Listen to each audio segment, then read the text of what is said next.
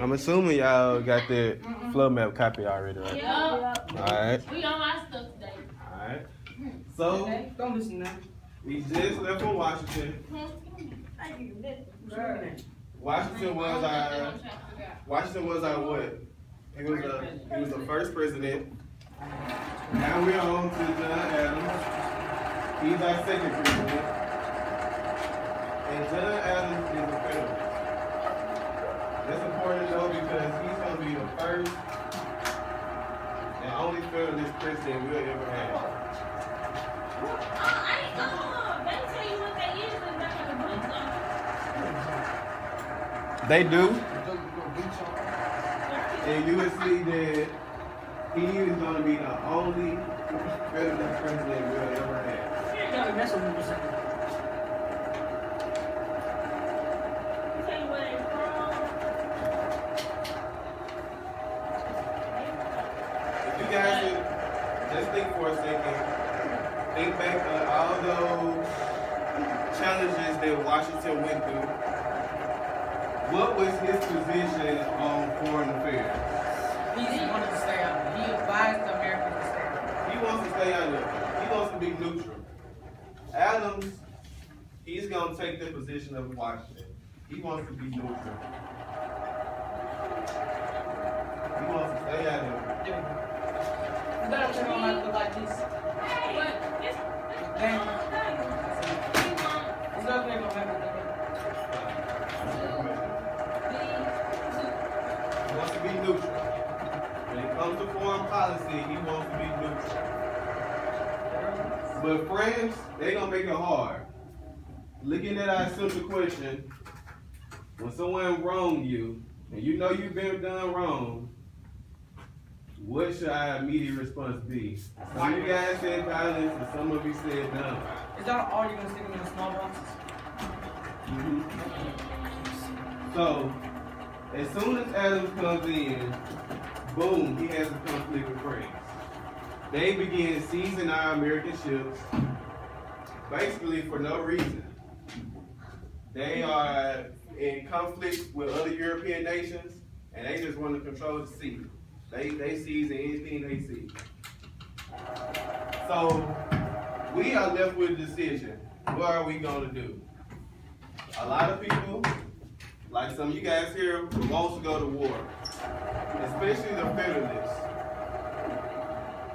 This political party, the same political party as John Adams, wants to go to war, but he wants to be neutral. He decided not to go to war. He's going to decide to send some representatives, we call them diplomats. He's going to decide to send some United States diplomats over to France and try to have some peace negotiations. So they basically like peacemakers. They basically are some peacemakers. But France is really going to take it up a notch, even up more. And really going to see if we really are about that life. Ooh. Say cool, Friends. doesn't work. France is going to say, listen, we'll leave you guys alone. We'll stop seizing the ships. Only on one condition. You have to give us a $10 million loan,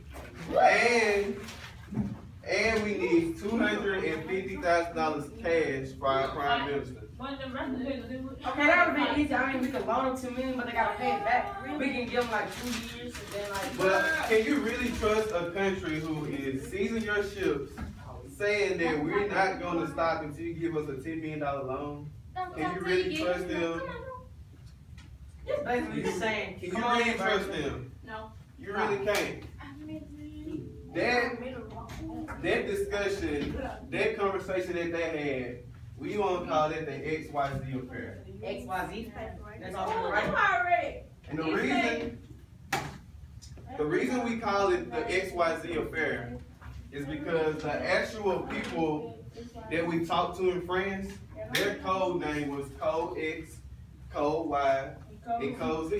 I'm doing some of my It's stuff. right there in the bottom of the book. Miss Davis, I'm doing some of my stuff like that. Okay. So we call that conversation between France and XYZ affair. Why they call it? Why they call it that? Yeah. Because the actual people that we went and talked to that told us about this bribe, told us that we not gonna stop doing it until we get this money from you guys. Their code name was code X, code Y, and code Z. Alright. They didn't want to release the names of the individuals. That's what their code name. They code go hard. SYZ. SYZ affair. So, when citizens hear this, when United States citizens hear what France is doing to us, what do you think just the citizens want to do? Go to war. They want to go to war. For what? Citizens, along with the Federalist Party, along with the Federalists,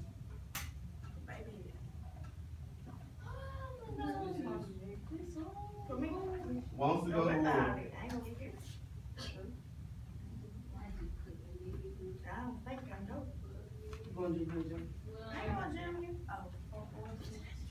Alright, now you see it's gonna bring some friction if the party, the Federalist Party wants to go to war, but the leader of the party wants to be neutral. It seems like it ain't gonna work out. It's like your friends, not necessarily your friends, like your classmates around the school is telling you to go beat up that girl or go beat up that guy because they wronged you and you got to make your own decision. Are you gonna listen to your classmates or are you gonna make your own decision? Now I wanna know what's gonna happen. Alright, we gonna see. But John Adams is getting pulled in every direction. He don't wanna go. He don't wanna go to war, but the members of his party is asking him to go to war. And they're saying he's weak because of it.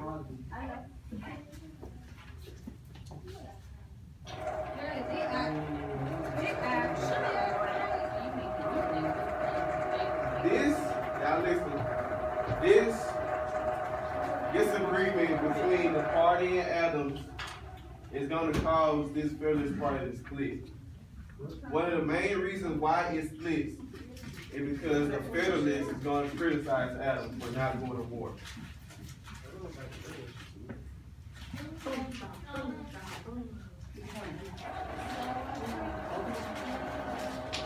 So we're going to put Federalists criticize Adams for not going to war.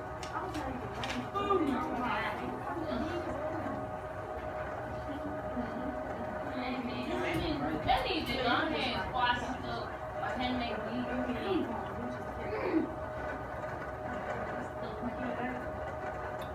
Well, guys, eventually, now this is, you guys can make a opinion whether Adams did the right thing, but eventually France is going to leave us alone, and we did have to pay that bribe to them. One of the things that France is going to do is decide that we got other stuff to worry about instead of messing with these American ships.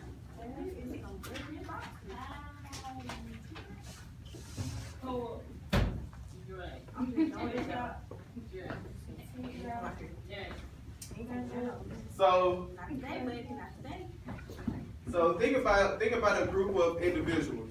Think about like a basketball team. Think about the head coach and the players.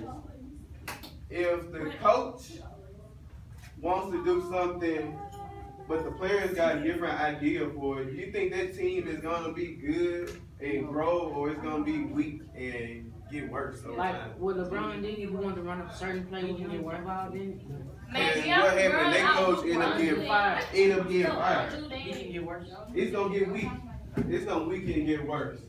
So for the Federalist Party split, we can put down that it's gonna weaken and open up the election of 1800.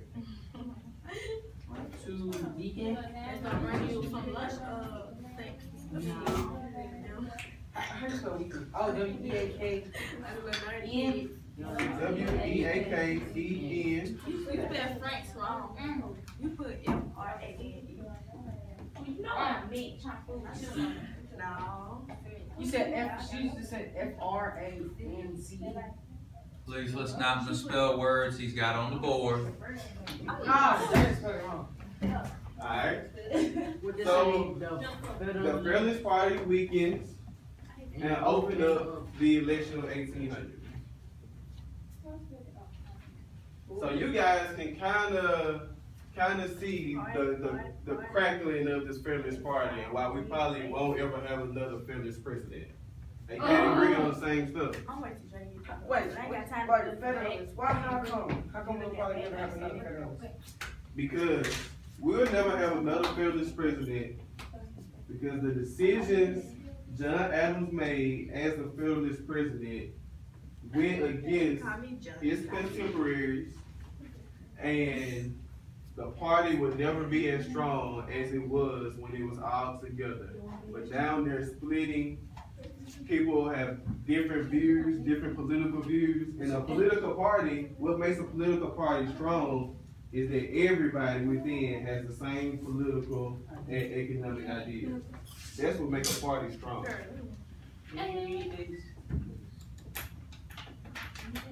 Looking at page 293. Can you just, Can you just wait? Looking at page 293, someone read for me those first couple sentences at the top of the page. Go ahead. which is Alien and Sedition Act? Yes. In 1798, during the crisis with France, Federalists punished several laws through Congress. Huh? Push. Where? Push. Oh, my fault.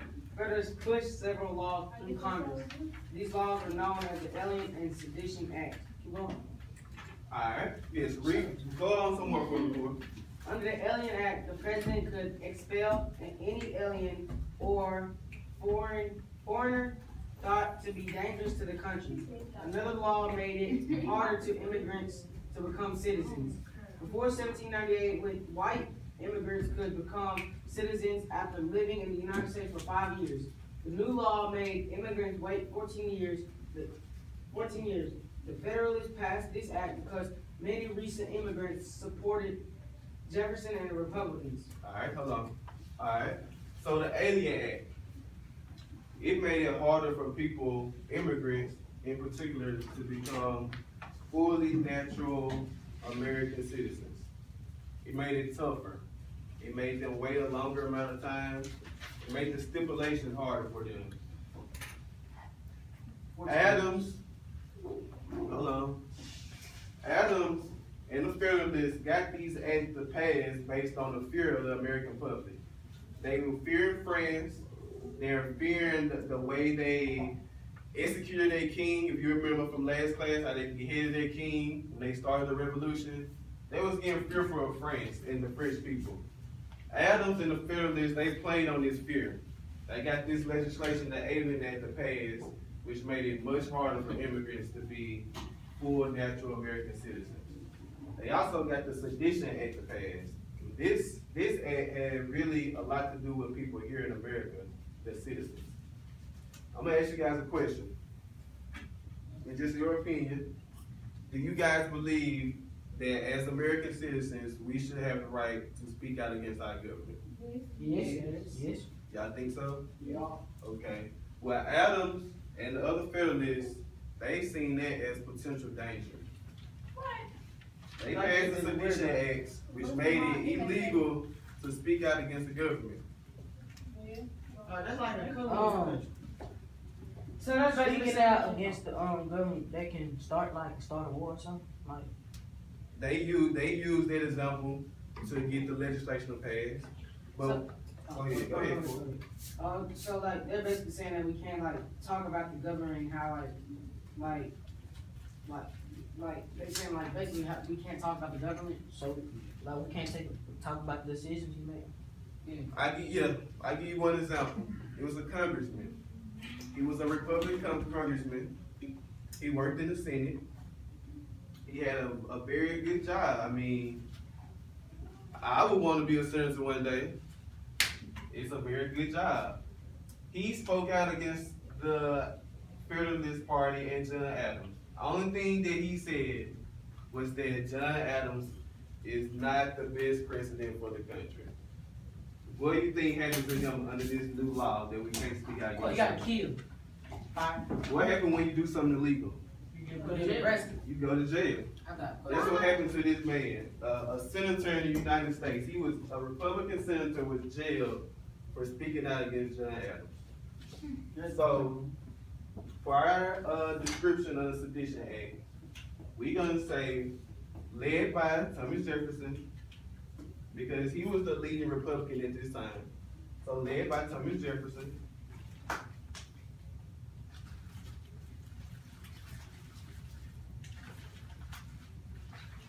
Republicans.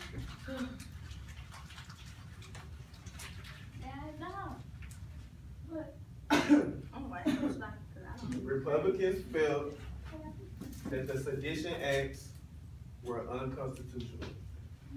So that, the what? Sedition Acts. That the Sedition Acts were unconstitutional. Sedition Acts were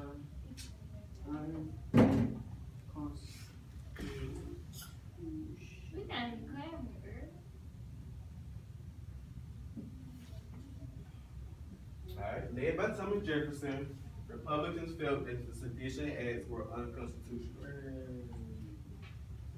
For our next description, we can use the example that I just said.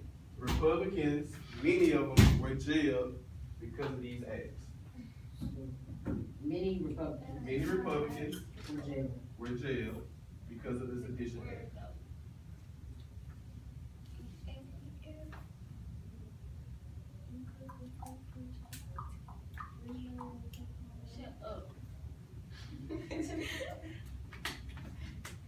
So judging by the opinions you guys gave me, a lot of you guys were probably be Republicans at the time. You didn't like the Sedition Act.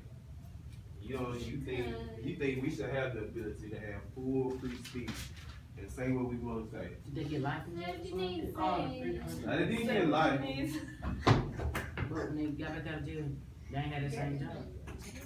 Actually, that guy, what was so crazy about that guy, he actually ran for congressman again while he was in jail, and he was so popular by other Republicans that he actually got reelected as a congressman while still in jail. Now he, So he'll get paid I life. like him. I got questions. Alright. he's You gotta get up Dress there. up. I ain't gotta get up. What you do? Leah's back. What's yours? I'm sitting back here. Can I ask my question? Alright, question. Alright. If a person went to jail, it's like this. When people say this the land of the free, but the man ain't had no freedom because he ain't had freedom to speak. That was the issue. That was the debate that Republicans used against the Federalists. If we are America and we want to have free speech, we should be able to say what we have to say about the government. Is that already, what in your Constitution already gives you that right anyway?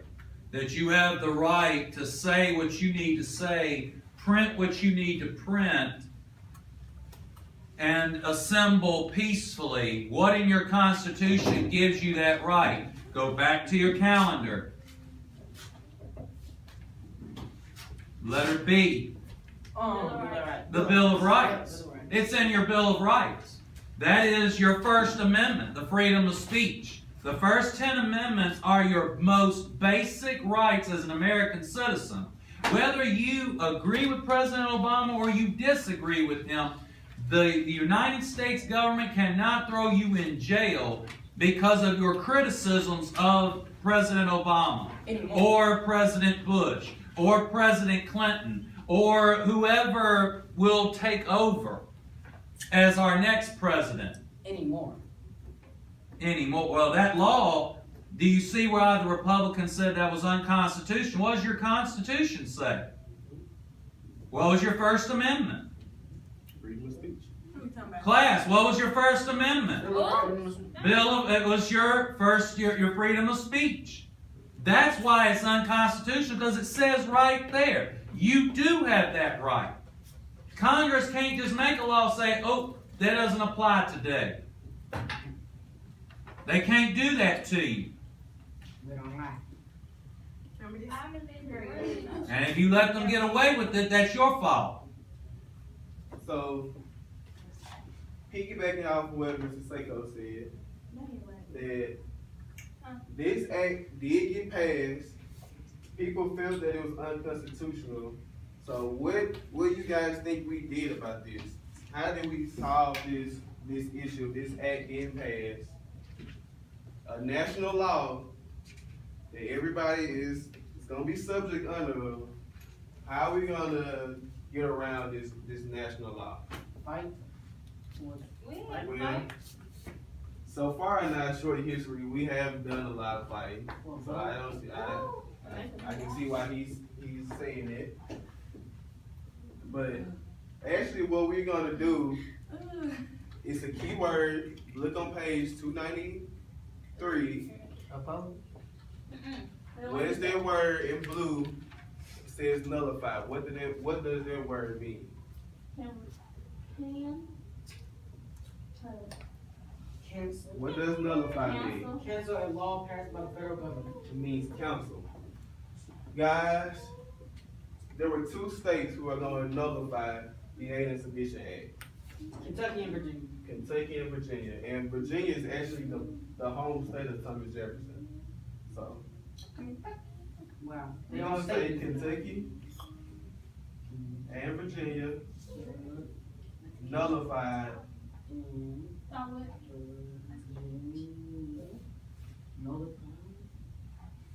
the Alien Submission Act. Work.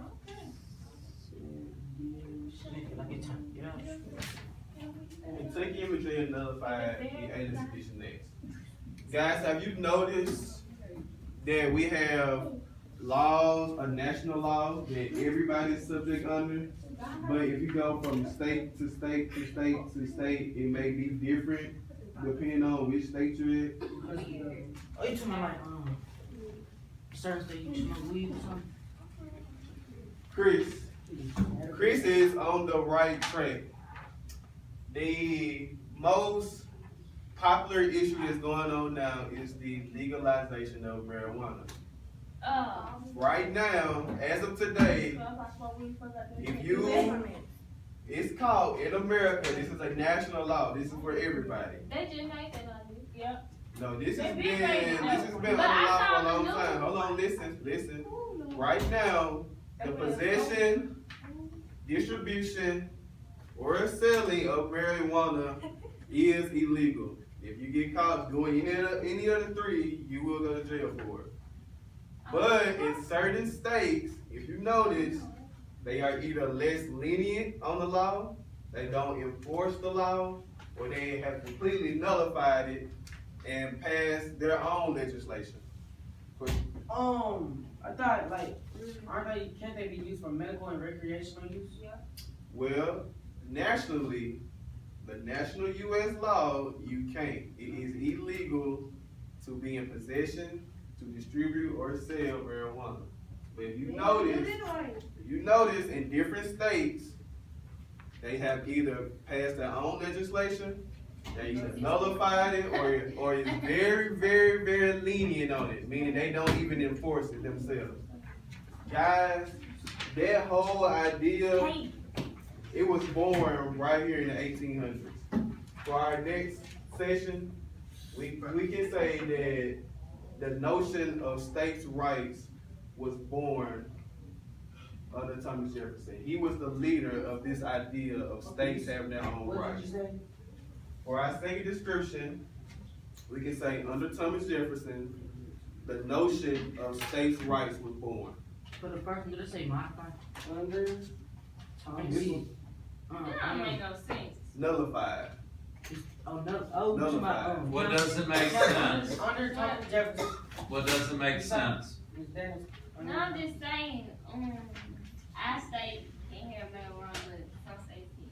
Well, remember what Mr. Daniels was telling you. The national law still says, even in those states where it's, quote, legal, like Colorado, Washington, Oregon, medical marijuana in New Jersey and a couple of other states. If the feds bust you, the state can't do nothing to help you. The DEA can go into those states and apprehend you. And you will do federal time for it. But what he's saying is those states will not do, and they're not going to come after you because they've already said in some cases they've completely nullified the federal law. They've canceled it. They said all this bogus nonsense about marijuana as a controlled substance is no longer legal in Oregon. Oregon just recently legalized marijuana. Did y'all know that? No. Literally just a few days ago. Notice y'all really, and that was another point to that question, y'all didn't even know about it. Because it's starting to catch on. More and more states are nullifying the federal law. Now, at some point, a decision nationally is going to have to be made on the issue. Because in our government, which is supreme? The states or national government? National government. National government. Oh, look, in our health class, we was talking about, if the government was gonna pass it, like, they're just gonna try to take control of it first, like, and so you can get it out of pharmacies and stuff instead of drug dealers selling it and stuff. Alright. So, as you guys can see, Thomas Jefferson, he's making a lot of noise and a lot of steam around this time. He's not yet the president that we know, but he's soon about to run for it. As we noticed at the beginning of the flow map, the Federalists was pretty strong. They were strong enough to get John Adams elected as the first and only Federalist president.